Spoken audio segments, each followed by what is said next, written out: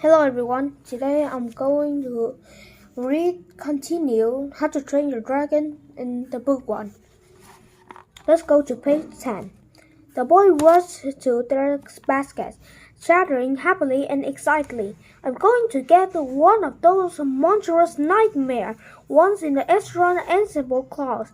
They're really scary, Bo Snot loud. You can't, says Speedy first. Only Hiccup have a monstrous nightmare. You have to be the son of a chef. Hiccup's father was Stoic the Vast, the fearsome chef in the hairy hooligan trip. Hiccup, sneezed Snortlout. If he is unless at this as he at Bushball, we'll be lucky if even gets one of the basic browns. The basic brown was the most common type of a dragon. Inserviceable beast but without much glamour. Shut up and get into line of our miserable tadpoles, yelled Gobbledy. The boys scrambled into their places, baskets and their bags, and stood into attention. Gobber walked along the line, lighting the torch that each boy held in front of from with a great flare in his hand. In half an hour's time you will be a Viking warrior, with your faithful superior at your side. Or breakfasting with Woden in Valhalla, with dragon's teeth in your bottom, screamed Gobber with horrible astonishment. Death or glory, yelled Gobber.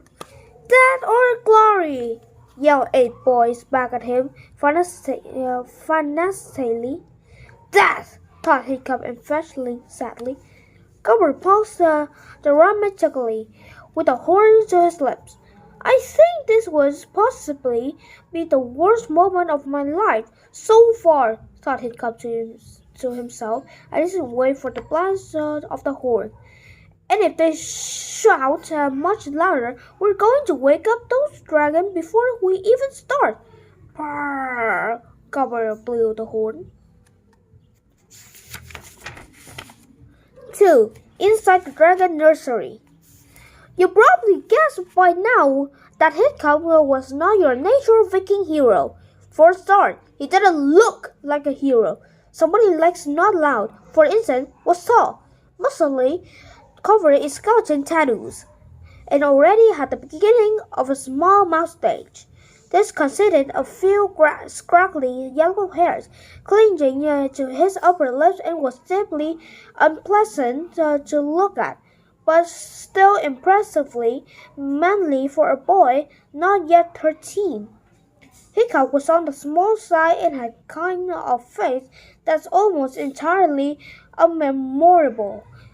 He did have a heroic hair, which was a very bright red, and stood up virtually however much you tried to wet it down like sea water. But nobody had saw that because it was hidden under his helmet most of the time. You would never have picked up out of those 10 boys were to be the hero of this story. Snortlout was good at everything and a natural leader. Dogsbred was as tall as his father, could do amusing things like farting to the tunnel of the Berg National Anthem. Hiccup was just absolutely avenged, the kind of unremarkable, skinny, freckly boy who was easy to overlook in a crowd. But nobody ever saw that because it was hidden under his helmet most of the time.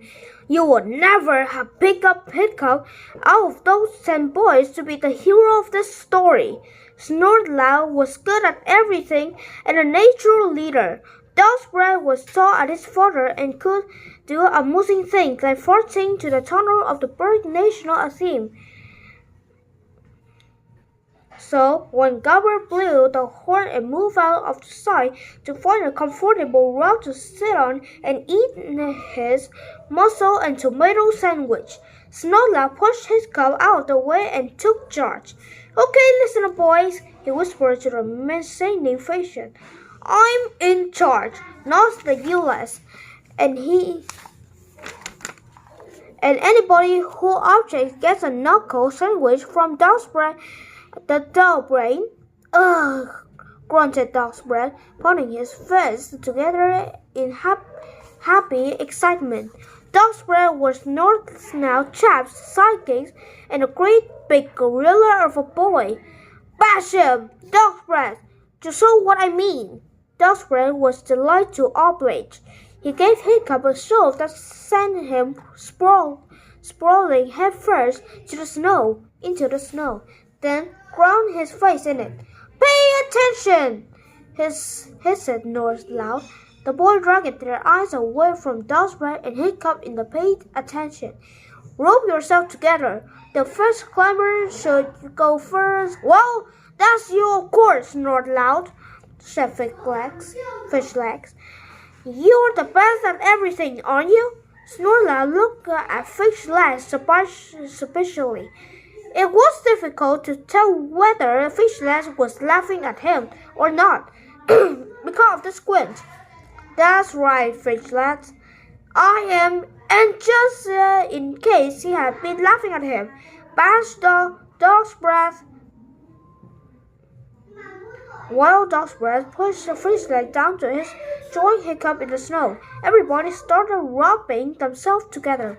Hiccup and Fishlegs are the last to be tied on, or behind a flush and trampoline Dog's "Oh, brilliant!" muttered Fishlegs.